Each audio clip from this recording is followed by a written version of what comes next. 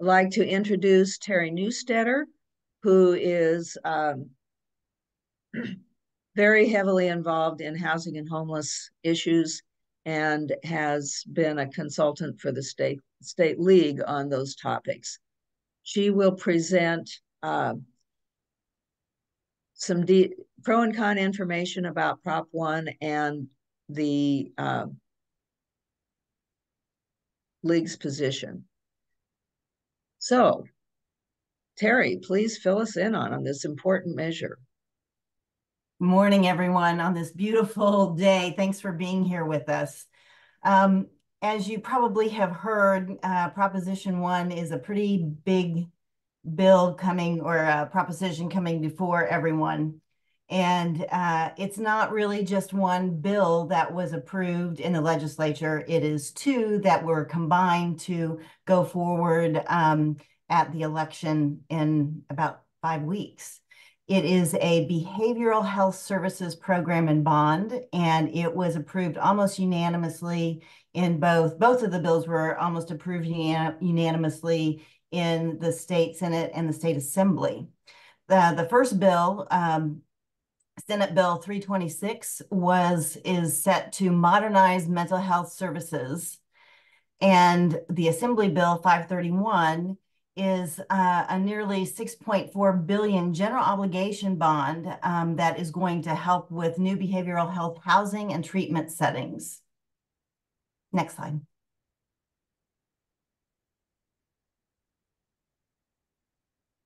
So in leagueese, it is what is Proposition 1? It authorizes that bond to build mental health treatment facilities for those with mental health and substance abuse challenges.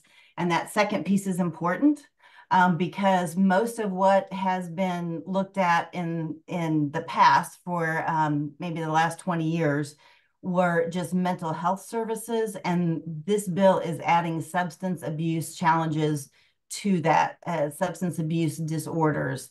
And it also provides housing for the homeless, but most of those homeless are going to be people who have some kind of behavioral health issue. So here's the question. Should a greater share of county Mental Health Services Act funding be used and new bonds issued to build treatment facilities and housing for people with mental illness and substance abuse disorders, as well as housing for other homeless individuals? Next slide. So here's some basics. So what if you vote yes, here's what's going to happen. The Mental Health Services Act, which was called the Millionaire's Tax, which is 1% tax on the amount above $1 million that a person might earn during the year. That's been going on since 2004. It brings in around $2 to $3.3 billion every year, and then that money gets distributed to the counties. So what we're going to do is rename what the Mental Health Services Act is and create Behavioral Health Services Act. And that will expand the purpose of what this money goes towards, and it's going to include persons without a mental illness on that substance abuse disorder spectrum. It's going to change how that revenue that was coming in is spent, and that is a huge deal, as we'll see in a little bit on the pros and cons. It requires 30% of the fund to be now allocated to housing intervention programs. The theory is that it's really hard to get well if you don't have a place to stay and get well in. Increase the Oversight Commission. It's now about 16 members, and that's been going on, as I said, for 20 years, and they're going to increase it to 27 people to get more voices in the room. And then the general obligation bond to fund housing for homeless individuals and veterans. It includes up to $4.4 billion for mental health and drug and alcohol treatment facilities, and $2 billion for housing unhoused persons. So that's the yes. On no, no means no, but what it's really, you may be saying is that I don't agree with the way that we're going about this. I support mental health services and expansion, but this isn't the right way to go about this. Next slide. So let's talk money. The fiscal impact, and these are just the basics, it shifts about $104 million of existing tax revenue for mental health, drug, and alcohol treatment from the counties to the state. And then it increases the state bond repayment costs of $310 million for 30 years. So once we take out that $6.4 billion in a bond, we are going to have to pay that back every year. And that our interest rate is going to go up and down, and it's really high right now. So that number may change, but that's kind of what we're looking at. And I stuck the campaign finance on here because I think it's important to know kind of what's going on, because this has been a bill that's been supported by Newsom and the lieutenant governor and several health organizations. And there's 4 committees that are supporting this, and they are showing that they've raised about $10 million so far. As I've looked, and maybe you guys have seen, I've seen articles and I've seen editorials, but I have not seen much advertising for this yet. And maybe they're deciding not to do that. I'm not sure, but only $1.5 million has been spent so far. There is another group called the Californians Against Prop 1, and that has a huge number of folks, mostly in the mental health industry, and a lot of those health services that they are the primary opponent to this. And from what I could find, they have not raised any money so far, so they haven't spent any. It's been mostly their voices coming out through information. And at the end of this, I'm hoping we'll have the slides available for you, but I have a list of several different references that you can go in case you have to present this, because it's a complicated bill and usually we have a finite amount of time. It's good to have more background. So I included several good articles like from Cal Matters, different places like that, as well as the quick links to all of the league, where you can find out both our pro cons as well as the where we stand on this. Next slide, please. So for those who are supporting this, their little slogan is treatment, not tents. And I say that, and it sounds bad, but it's because it's not just about homeless individuals who have mental health issues. So that's, I think, this is their slogan because this is what most of the residents of California are tired of seeing. And I understand totally. They say this will fix our broken mental health system and moves people permanently off the street, out of tents, and into treatment. And I would have to say, to qualify that, it's probably the people who have the most severe mental health issues that are on the streets that we're looking at. So it's a very small portion of the population, of the homeless population. And I think that's important because this to me gives the impression that like this is going to take all the homeless people and give them housing, and that is not the case. Here you see the people and the groups that are supporting this. What you're going to hear from them is that this focuses on those with greatest needs and has a true safety net for those people. It's a compassionate approach to care with focus on equity, meaning for everyone, because if you look at the homeless population, the majority of them are people of color, includes substance abuse disorder and the need for housing, and it does not raise taxes, at least at this point. So it expands community-based services, it builds supportive housing, it provides treatment over incarceration, helps homeless veterans, addresses shortage of healthcare workers because there are some parts of the bill that go to incentivize getting either more people in school to train for this or to bring more people into the state. And it requires strict accountability, and that's a topic for what strict mean. Next slide. For those who oppose the Californians Against Proposition 1, this prop1no.com is a very helpful website, much more so than the proponents. you can see Cal Voices, the Disability Rights of California, Howard Jarvis League, and the Mental Health America of California. What you'll hear from them is that there are devastating cuts to mental health treatment, and that money is being diverted to housing. Massive expansion of involuntary treatment options. They're going to shift money to the state. Counties are going to be asked to do more with less money, and it's not as community-based. And they warn of devastating cuts to mental health treatment programs. When they say will cost taxpayers more than $10 billion, that is the money that is really about the interest that we'll be paying back. And they really feel that this should go on through the regular budget process versus this general obligation bond. It's not a solution to homelessness. It cuts services for the mentally ill, and it mandates state over local control with less oversight.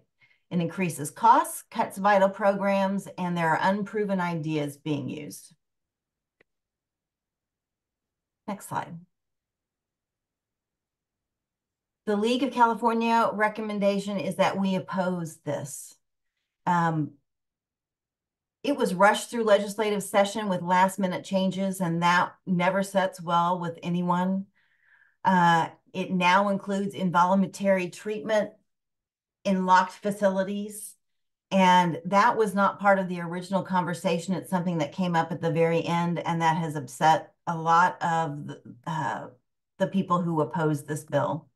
Not enough substantive debate. There wasn't a lot of diverse community-based orgs that they really wanted in on this discussion.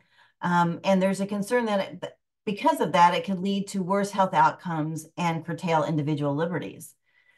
It does not increase the funding for county mental health services. There is less control in the community to set their own priorities. So each county of our 58 counties, each one of them would get this bucket of money from the millionaire's tax. It created about a third of what they would spend a lot on preventive services and other treatments. And what you're seeing is a reprioritization of what the legislature thinks we should be doing. So what the county once had, it's changing, and part of it's going to the state. So, you know, we're coming from a position of we want more control in the community. Oops, can we go back? And then the budgetary decisions should be made in the legislature and not earmarked through ballot initiatives. That's kind of a standard league perspective. It restricts counties in the state from redirecting funds to alternative models of care or other needs. So because of doing it this way, the counties and the state can't make changes to how we might want to spend that money. So real briefly, here were my takeaways on all of this. Next slide. Thanks. So what we see happening is there's a big shift in the state's mental health priorities determined by the legislature. And it's going from all Californians to those in greatest need. If it passes, I think, you know, county programs are going to need additional funds, and they may not come from Prop 1, but we're going to have to probably ante up in the future. And it will only, despite what you may see in those little catchphrases that go on to advertising, it's only a small portion of the homelessness problem. And what it also raised to me was this is a huge bill, and we combined two of them to come up with this proposition. It was so complex. It's hard to digest, especially when, for the most part, most voters need the headlines. There's a discussion around voluntary versus involuntary. Not all of the mental health or substance abuse cases are going to be involuntary or held in a locked facility, but that wasn't part of the discussion originally. So how do you, you know, it seems like there needs to be more discussion around that and really refining it. And I don't see a lot of that right now. I've seen it in a couple articles, but I think that's something to be aware of. And there are a lot of types of housing being mentioned here. And so when you see bullet points, you're going to see permanent supportive housing, which is housing that has wraparound services for people that need to live somewhere where they get care. It includes outpatient beds. It includes temporary beds where people may come in like for substance abuse and then leave. And it also includes rental assistance. So there are lots of different types of housing. And what we're taking away is some preventive services. And that's often a hard sell because we usually like to solve the problem, not and don't spend a lot of money with preventive. So I think that is something that we need to be aware of what's being taken away from the county. All right, last page will just show you the different links that you can look at to get background information on all this, especially if you have to do a presentation on it. So Grace, Great. what questions? Thank you. Can you put your questions in the chat, and they will be read by our chat monitor, Grace Ping. Okay, the first one is a comment. Many of us don't watch TV, so we're not aware, but Valerie M says they're advertising a lot, on streaming services, and the spot features Wendy Carrillo.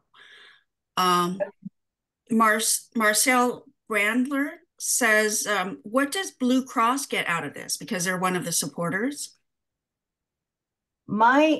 I don't know for sure because I'm in housing and homelessness. So maybe someone from healthcare has a comment on this that would be more appropriate. But my thought is, you know, all of the codes that go into billing for healthcare, it's going to help restructure how we do our mental health care and substance abuse care. So my guess is that it's going to help anyone who's providing services where the insurance covers it. It's going to help them streamline what they're doing. I'm not sure, but maybe someone from healthcare could say that, you know, explain it more specifically. And Sharon Alexander asks, will it also divert the authority and funding to the state level, or just the funding? I think it's going to be a mix because it's that oversight board. So you have more people on the oversight board. So basically the state is going to get, it's going to double their money. So they are getting $140 million right now. They're going to get an additional $140 million. So it's like going from 5% of the monies brought in to 10%.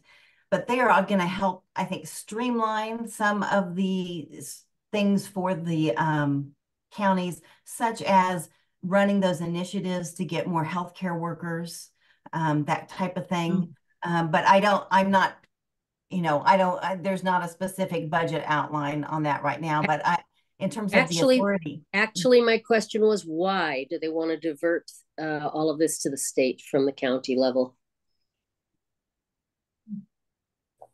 I just think it's for streamlining is my guess. And I know, you know, that question bureaucracy will say, you know, does it really streamline? But I think part of it is also because there is going to be so much building and housing involved and building of treatment facilities or updating treatment facilities. So it's just a different handling of some of the funds. So usually that's at a state level in terms of giving the funds out for those types of projects. Carolina Goodman asks, how would Prop 1 impact youth services? In what I have read so far, there still is an emphasis from the state level of services going like 50% of the funding is going to go to those 25 and under. But you get down to minutia of this percent is going to go here and there, but I think that there was a big portion in the county budgets that went towards the 25 and under crowd. I think there will still be that. It's just going to be maybe housed at a different level.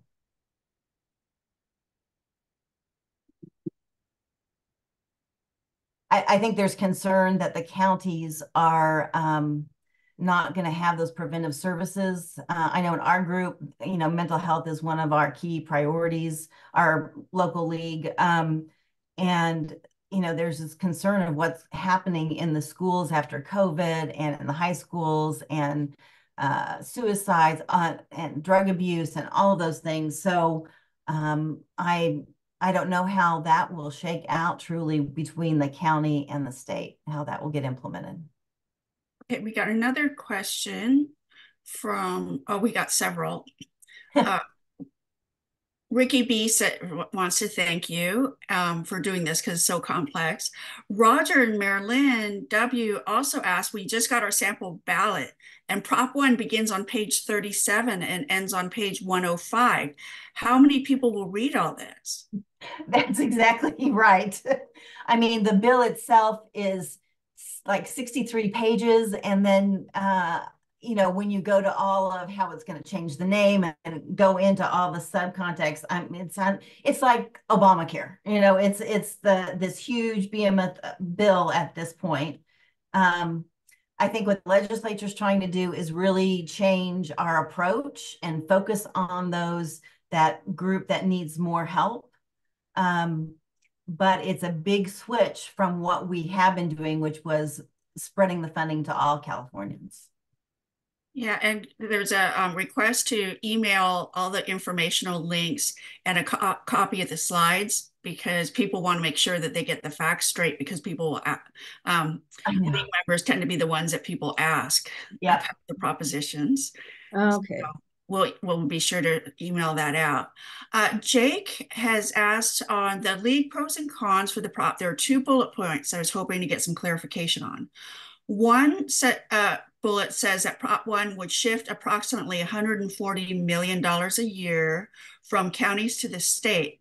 The next bullet says Prop 1 would divert roughly 1/3 of all county funding currently used to provide mental health. Can you clarify what the difference between 140 million and so the 140 is that percentage that the state gets for admin costs. So it's doubling from 5% to 10%. But this a third of the millionaire's tax funds about 1/3 of the county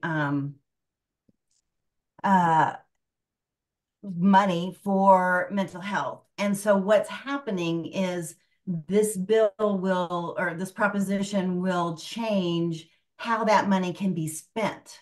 So it doesn't get diverted to the state, but it says, okay, we're going to have to spend X amount on housing, or this kind of housing versus that kind of housing. And it takes control away from the county, because they could usually just say, this is what I want to do in this area.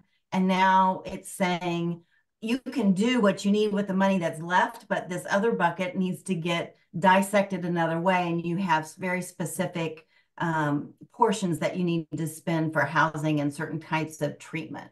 And in those links, it'll give you more explanation about those. Okay, and Valerie asked, how is the funding allocated now, and will LA County get more or less? The fund it goes out just directly to the state. So the state gets like 1/3 of its budget from this millionaire's tax. And so what happens is they will still get money. It's just going to be required how it's going to be spent. So instead of being able to spend $100 on preventative care for people in college, I'm making this up, you're going to have to spend $70 towards housing to make sure that those that are having big issues have someplace to go, whether it's a treatment facility or supportive housing or other cases like that. So it's not necessarily that you get less, it's just that you have less control over how it's going to be spent. Right. On what things. And Marcia asked, does the Veterans Administration provide services for the vets? Why are they included in this proposition? It's a huge part of this proposition, actually, because so many vets are homeless. There's like 11,000 vets that are unhoused, and a good portion of them have some type of either mental health or substance abuse issue. And so this is really targeted to help them we've made great strides with vets, but there are still a lot more out there that need help, especially those that might need permanent supportive housing where they need to live with wraparound services all the time. And so it's just, they get funding from all over the place, but we are seeing, we have such a big vet population. We're the biggest state and we're the biggest county. So it's just, they need to bring it in because they're not getting services. We don't have enough services, period. And we don't have enough services for those who are in most need. Okay, Especially. Grace, I think we'll take one more question and then we need to move on. Yep. Okay. Helena says, just to clarify, the mental health and housing will be combined when one funding is not being used, the excess will go to the other. Hmm. Like, is it going to be like one basket to help people so there's more flexibility, I think? Is that what the question is? I would say, yeah, the mental health and the substance abuse become one basket. And then also it's going to be a combination of the services as well as the housing. So it's one bucket for everything, even though the administration fees for building a facility are going to be different than, having outpatient services. So yes, it's one big bucket. Yeah. And I think one reason why the medical profession supports this is because so many times they can't find the patients. Patients can't come back for chronic issues if you don't know where to find them. Yeah, we're already seeing that with the care court on the pilots. Yeah. Where some people can come in if they have family help to get them back there. But if you're a homeless person, even if they get accepted into the care court, they don't know where they are. Okay, well, thank you very much. We really appreciate all this insight into Prop 1, Terry.